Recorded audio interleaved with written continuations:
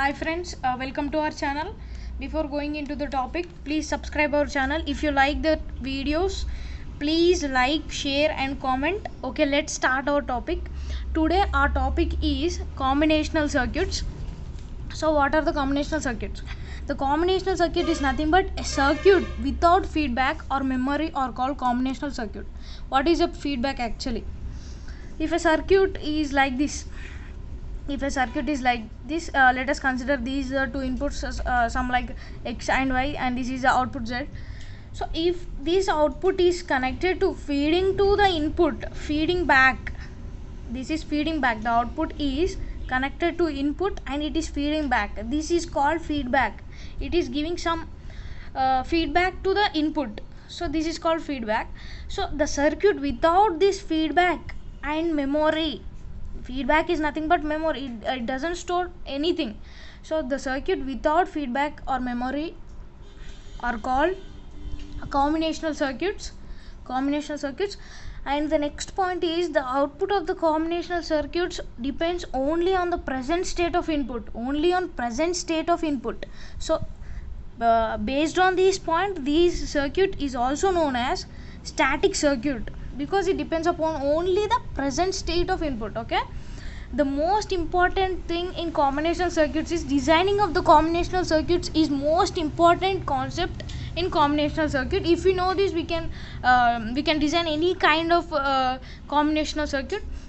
So to be perfect with the designing of combinational circuit, we should perfect with the 5 steps which are going to see now. Let us see the 5 steps of designing of combinational circuits. So these are the 5 steps of designing combinational circuits. So let us see the first step is nothing but step 1 is find the number of inputs and outputs. How should we find this number of inputs and output?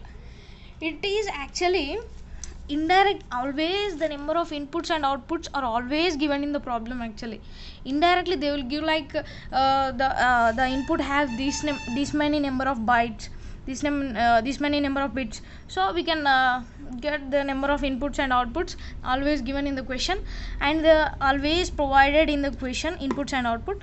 And next, second point is write the truth table. What is truth table actually?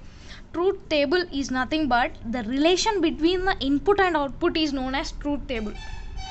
Truth table is the relation between the input and output. So it is like we'll write like inputs and output. This is the truth table. So how should we get the relation between input and output? In the question itself they will ask that perform so and so operation on some xy task, perform some xy task by using these inputs. So let us consider, for example, there will be a question in question is like perform the addition of the two inputs like this. Let us consider it as x plus y. So we'll take the inputs of x like 0 0 0 1 and 0 1 0 1 1, and we'll perform the addition operation, and we'll get the output that will be written in this. So this is the truth table actually. After getting the truth table, step 3 is write the logical expression. By using the truth table, you should write the logical expression. After getting the logical expression, minimize the logical expression by using Boolean algebra or K-map. We have minimization for minimization we have 3 types: Boolean algebra, and K-map and tabular method. So by using these 3 methods, any of these 3 methods, minimize the logical expression which we got in the test step 3. And step 5 is the hardware implementation. What is a hardware implementation? Is nothing but the logical diagram. So by using the minimized expression, we should draw the logical diagram which is nothing but hardware implementation.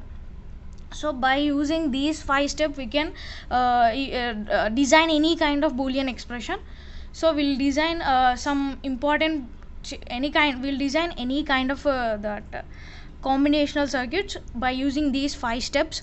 So by using these 5 steps, we'll design different combinational circuits in the next video.